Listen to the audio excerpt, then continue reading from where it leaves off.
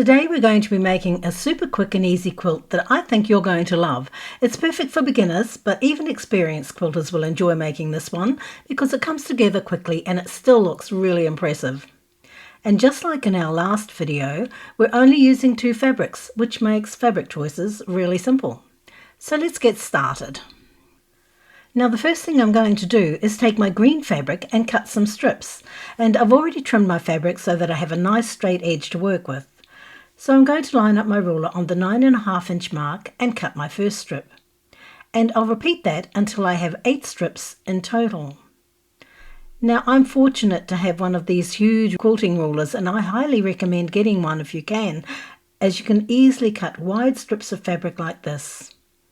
But if you don't, you just need to use your mat. So line up your fabric at the 0 mark and then place your ruler on the 9.5 inch mark and cut. And if your mat is too small, you can just fold the fabric over, taking care to line up the edges before cutting. So I have my 8 strips cut, and what I'm going to do is press the creases out of each of these strips. Now you don't have to, but I find that they sit flatter and it just makes the next step a little more accurate and easier to manage. Now I'm going to take one of the strips and trim off the selvage so that I get a nice straight edge, and then I'm going to line up my ruler on the 9.5 inch mark and cut. Now this gives me a square measuring 9.5 inches by 9.5 inches. Now I'll go ahead and repeat that down the strip and for the remaining strips that I have here.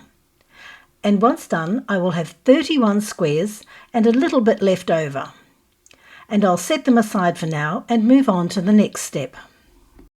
Before we go on, I'd like to thank the National Quilters Circle, the sponsor of today's video.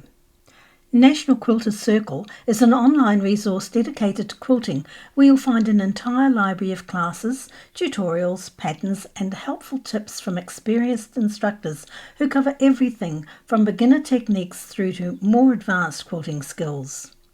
One class I've recently started watching is Machine Quilting Whole Cloth Quilts with Cindy Needham, and it's an excellent course. Whole cloth quilts are something I've always admired because the beauty comes entirely from the quilting itself.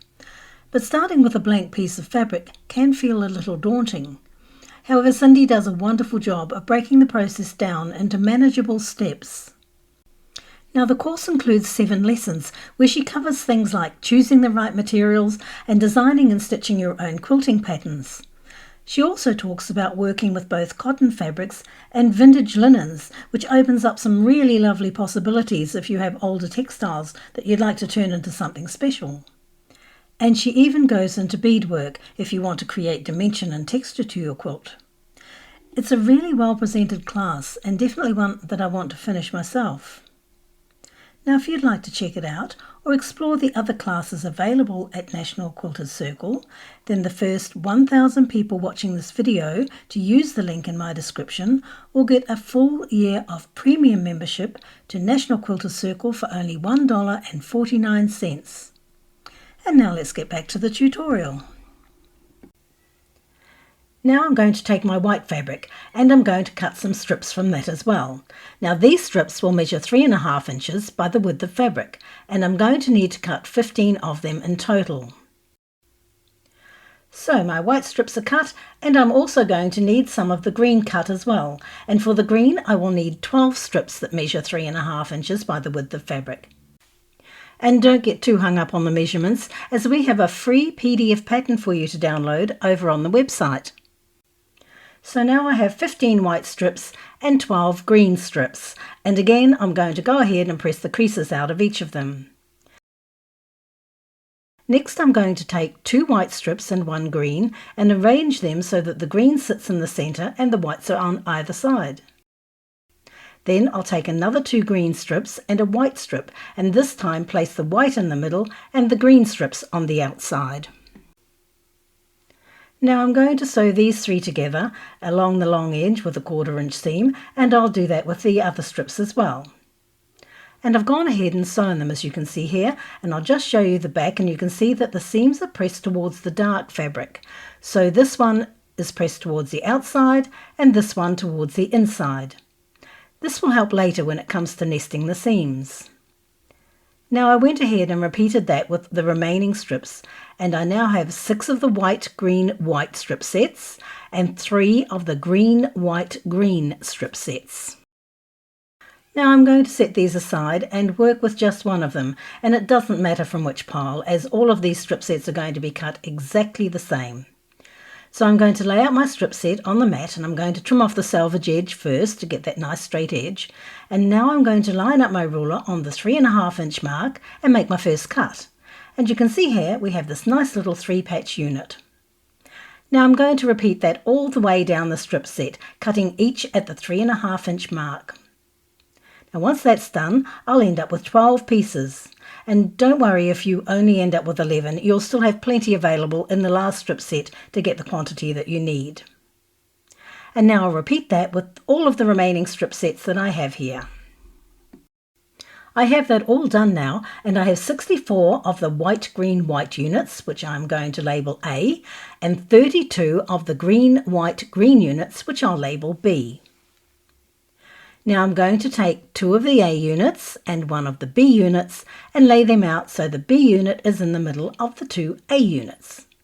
And you can see why we pressed the way we did, as these will all nest nicely, which means you are more likely to have everything line up perfectly. So now I'm going to sew these together to form a 9-patch block, and I'll repeat that with all of the pieces I have here. Okay, so my sewing is now finished and I have 32 9-patch blocks in total, and I'll just flip one over to show you how I've pressed the seams. And I press them all in the same direction, but it doesn't really matter which way you press them since we won't be nesting seams in the next step. Now we're ready to sew the quilt together, so I'll grab the original squares I cut in the first step of this tutorial and head over to my design floor. So now I'm going to lay these out, and I will start with one of the 9-patch blocks, and next to it I'll place a green square, and then another 9-patch, and so on until I have 7 blocks across. Then on the next row I'll start with the green square and then a 9-patch, and so on, alternating with each until I have formed a 7x9 layout. Now I'm going to go ahead and sew these into rows, so I'll start with the bottom row and then work my way up the quilt. So my rows are done, and I have pressed the seams for each of them in the alternating directions. So for the bottom row I've pressed them to the right, and the next row up to the left, and so on, all the way up the quilt. So now I just need to go ahead and sew the rows together to form the quilt top. And there you go, my quilt top is done, and I love the result.